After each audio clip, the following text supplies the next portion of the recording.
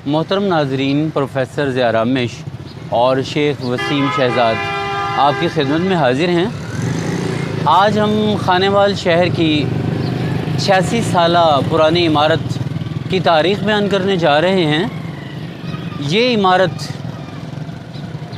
सराय भोजा राम के नाम से मारूफ़ है।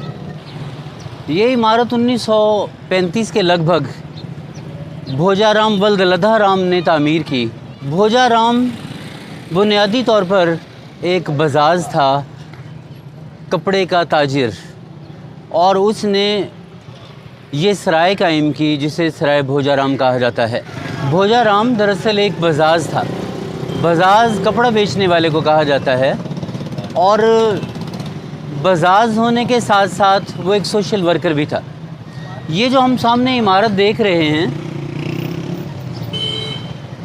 इस इमारत को भोजा राम ने 1935 के लगभग तामीर किया था, और उसका मकसद शहर में आने वाले मुसाफिरों की रिहाइश और उसके ताम की खिदमत सर अंजाम देना था।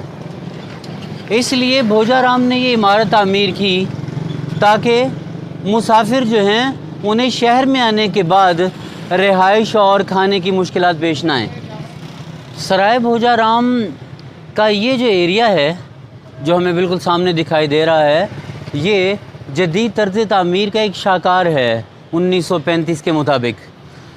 ये सराय 4 कैनाल रकबे पर इसकी इमारत है, और इसका मेन गेट ये बिल्कुल सामने है जहाँ मलिक दिलशाह ट्रेडर्स लिखा हुआ है।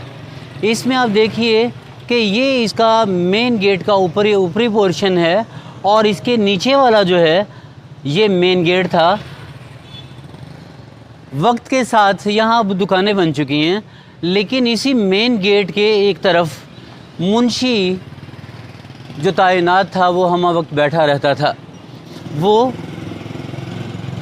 हर आने वाले मुसाफिर का नाम दर्ज करता था, उसके मज़हब के मुताबिक उसे खाना और रिहाइश प्रोवाइड किया करता था। भोजा राम एक गैर मुतासिब हिंदू था, क्योंकि उसने मुसाफिर के मज़हब का ख्याल रखते हुए कुक भी रखा हुआ था जो लोगों की ज़रूरियात पूरी करता था। यहाँ तक कहा जाता है कि उसने मुसलमान मुसाफिरों के लिए शुजाबाद से एक शख्स को बुलवाया था जो बावर्ची था। वो मुसलमान मुसाफिरों के लिए खाने का इंतज़ाम किया करता था और उनकी रिहाइश का भी वो इंतज़ाम करता था। नाज़रीन, यहाँ एक चीज़ और मैं बताता चलूँ कि ये इमारत जो है ये 2 मंजिला इमारत है। आप भी देखिए कि निचले पोर्शन में दुकानें हैं, पहले भी यहाँ दुकानें थीं, लेकिन इसका ऊपरी जो हिस्सा है उस हिस्से में चारों साइड्स पर कमरे बने हुए थे, और ये कमरे बतौर गोदाम इस्तेमाल होते थे। भोजा राम बुनियादी तौर पर बज़ाज़ था, इसलिए वो इस जगह पर अपना कपड़ा स्टॉक किया करता था। यहाँ के एक बुज़ुर्ग थे शेख नवाज़ मरहूम। जब पाकिस्तान बना तब उनकी उम्र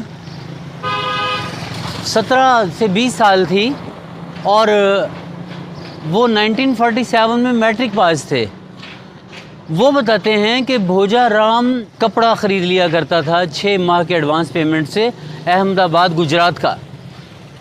6 माह की प्रोडक्शन इसके गोदामों में आ जाया करती थी, और ये उसका बहुत बड़ा गोदाम था।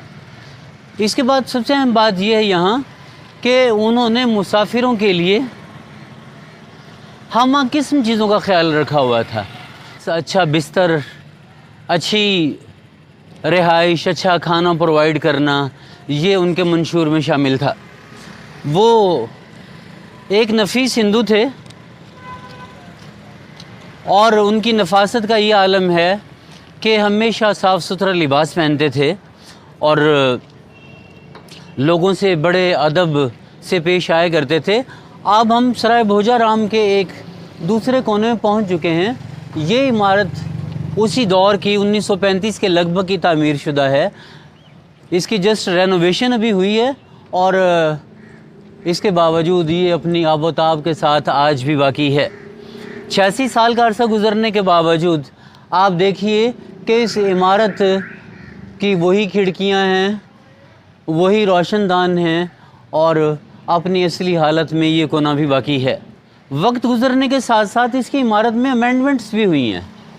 इसकी इमारत में नई कुछ तामीरात हुई हैं।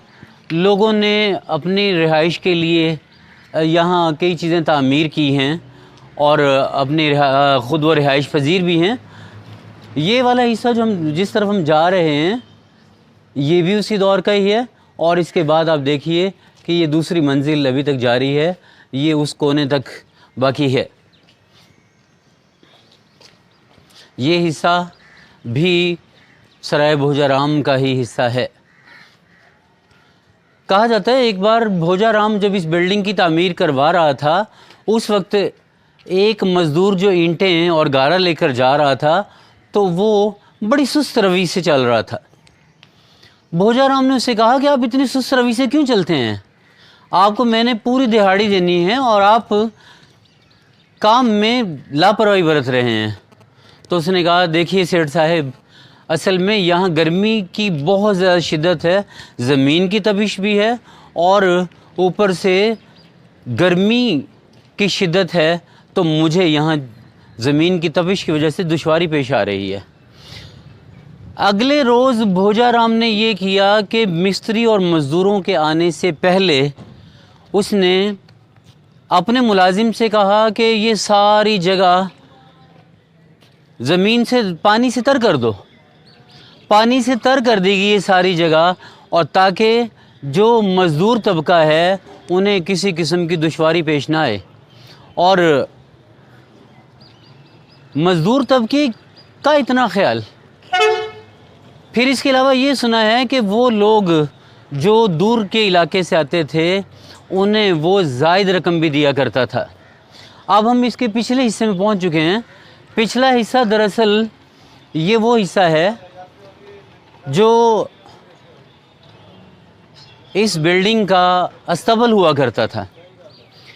बाहर से आने वाले मुसाफिर थे जो उनके जानवरों के लिए यहाँ उसने एक अस्तबल कायम किया हुआ था, जिसका एक शेड था और उसके नीचे ये वो जगह है, इमारत की ये वो जगह है जहाँ अस्तबल हुआ करता था।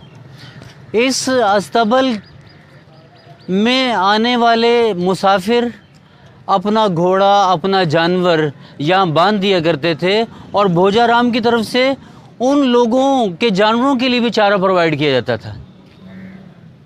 आप देखिए कि ये इमारत का वो हिस्सा है, ये पुरानी बनी हुई इमारत है। इसके ऊपर भी एक मंजिल हुआ करती थी, लेकिन खस्ता हाली के बावजूद की वजह से इस बिल्डिंग को, ऊपर वाली बिल्डिंग को गिरा दिया गया। तो मुअज़्ज़ज़ नाज़रीन, आपको हमारी वीडियो पसंद आए तो ज़रूर इसे लाइक कीजिएगा, सब्सक्राइब भी कीजिएगा और बेल आइकॉन बजा दीजिएगा, ताकि आइंदा जो भी हमारी खानावाल सिटी की हिस्ट्री के हवाले से वीडियो आए आप उससे महजूज़ भी हों और अपने शहर की तारीख़ से वाकिफ़ भी हों।